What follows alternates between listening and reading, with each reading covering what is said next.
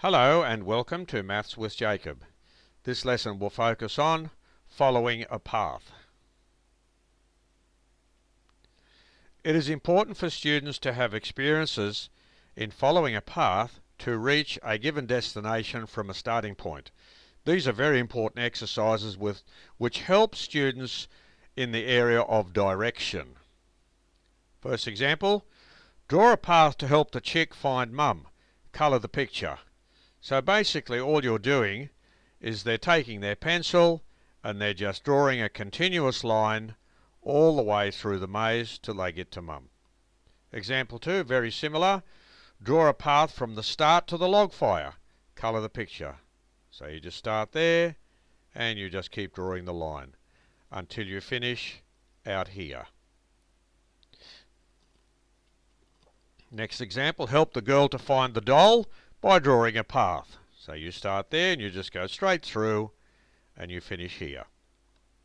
Example 4, colour or draw a path to help the ghost find the haunted house. So there's the ghost, there's the haunted house, and you start from there and you just draw your path. Now this is just a little bit different, but the same principles apply. Follow the correct number sequence using counting numbers to help the officer find his car. Start at 1 and go to 15.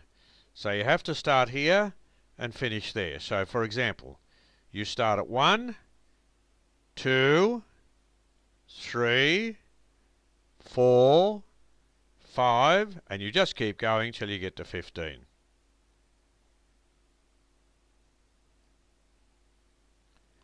Example 6. Follow the letters to help the lion find his home. Start at A and go to T. So if you start at A, for example, and you go in order, B, C, D, E, F, and so on until you get to T. So this video has presented some exercises to help students trace a correct path through a maze, and these are good exercises to help students in the area of direction.